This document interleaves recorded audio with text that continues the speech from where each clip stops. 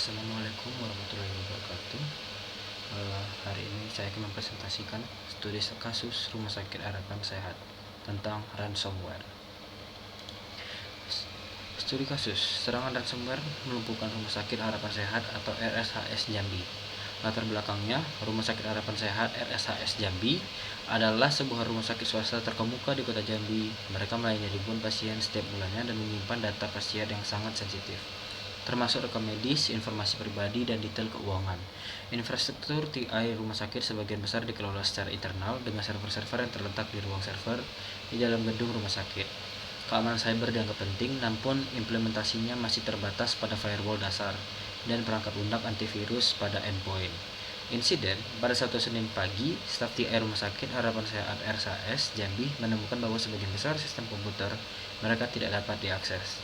Layar komputer menampilkan pesan tembusan atau ransom note dari kelompok hacker yang mengklaim telah mengenkripsi seluruh data rumah sakit. Para hacker menuntut sejumlah uang dalam bentuk cryptocurrency untuk mengembalikan akses ke data. Investigasi awal menunjukkan bahwa serangan ransomware berhasil masuk melalui celah keamanan pada salah satu server yang terhubung langsung ke internet dan tidak memiliki patch keamanan terbaru. Setelah berhasil masuk, malware menyebar dengan cepat ke seluruh jaringan internal, mengenkripsi data pasien, sistem informasi rumah sakit atau HIS, dan berbagai file penting lainnya. Akibat serangan ini, operasional rumah sakit lumpuh total. Dokter dan perawat tidak dapat mengakses rekam medis pasien sehingga penanganan pasien menjadi lambat dan beresiko. Pendaftaran pasien baru terhenti dan administrasi rumah sakit tidak dapat melakukan penagihan atau mengelola inventaris obat. Kepercayaan pasien terhadap rumah sakit juga menurun drastis akibat potensi kebocoran data sensitif mereka. Untuk soalnya, yang pertama, analisis ketiadaan atau implementasi data center yang tidak tepat.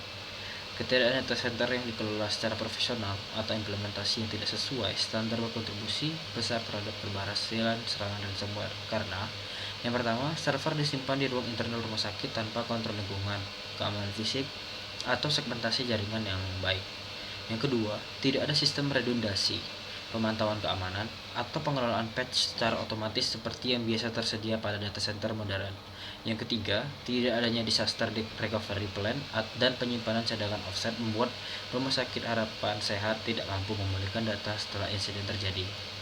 Dan yang terakhir, dengan infrastruktur internal yang tidak diisolasi dengan secara logis, malware dapat menyebar tanpa hambatan. Yang kedua, peran fitur keamanan data center modern yang keamanan fisiknya, kontrol akses biometrik dan pengawasan CCTV 24/7 atau 24 jam per 7 hari, mencegah akses fisik tidak sah ke perangkat keras penting. Pengendalian suhu dan kelembapan memastikan server bekerja optimal dan aman dari kerusakan lingkungan. Contoh, data center tier 3 atau tier 4 memiliki zona akses terbatas dengan otorisasi berlapis, keamanan logis, logical security, segmentasi jaringan untuk membatasi propagasi malware antar sistem, firewall canggih, IDS atau IPS atau SIM, Security Information and Event Management untuk deteksi dan respons serangan secara real time, backup otomatis dan air gap, serta sistem pemulihan bencana berbasis cloud. Contoh spesifiknya seperti data center seperti AWS, Microsoft Azure, atau Telkom Sigma menyediakan sistem isolasi multi-tenant, enkripsi data end-to-end, dan failover otomatis.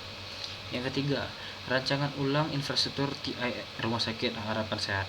Untuk memperkuat keamanan dan ketahanan operasional, Rumah Sakit Harapan Sehat sebaiknya beralih ke data center profesional atau colocation atau cloud, menggunakan penyedia data center pihak ketiga bersertifikasi seperti ISO 27001, PCI DSS atau TIA 942, tier 3 ke atas. Simpan data kritikal dan cadangan di lokasi berbeda atau geo-redundant. Manfaatkan layanan cloud untuk SaaS, HIS, menyimpan data pasien dan backup otomatis. B. Desain ulang arsitektur jaringan, terapkan Zero Trust Architecture, gunakan segmen jaringan terisolasi untuk sistem klinis, administrasi, dan tamu, gunakan VPN terenkripsi untuk akses jarak jauh, dan C. Otomasi dan monitoring, terapkan sistem patch management otomatis, gunakan SOC atau Security Operation Center berbasis AI untuk monitoring real time. Yang keempat, langkah-langkah keamanan cyber tambahan. Pelatihan kesadaran keamanan cyber untuk staff, yaitu edukasi tentang phishing, ransomware, dan praktik password aman.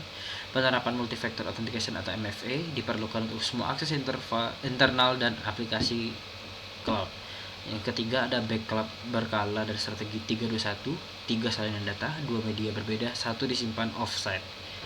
Yang Keempat, rencana tanggap insiden dan disaster recovery dokumen tertulis dan plus simulasi berkala. Yang terakhir, penilaian risiko dan audit keamanan tahunan melibatkan pihak ketiga independen. Yang kelima, soal kelima, dampak jangka panjang dan peran data center yang aman. Dampak jangka panjangnya, kehilangan percayaan publik dan pasien, sehingga penurunan kunjungan. Sanksi hukum dan regulasi terkait perlindungan data, kerugian finansial besar untuk pemulihan sistem dan pembayaran denda, gangguan reputasi merek yang sulit dipulihkan, trauma organisasi dan burnout staf akibat krisis mendadak. Peran data center aman, memastikan ketersediaan dan kontinuitas layanan 24/7 meski terjadi serangan, menyediakan backup aman dan cepat dipulihkan, menurunkan risiko serangan melalui sistem keamanan berlapis, memberikan dukungan teknis profesional termasuk mitigasi dan forensik insiden. Sekian dan terima kasih.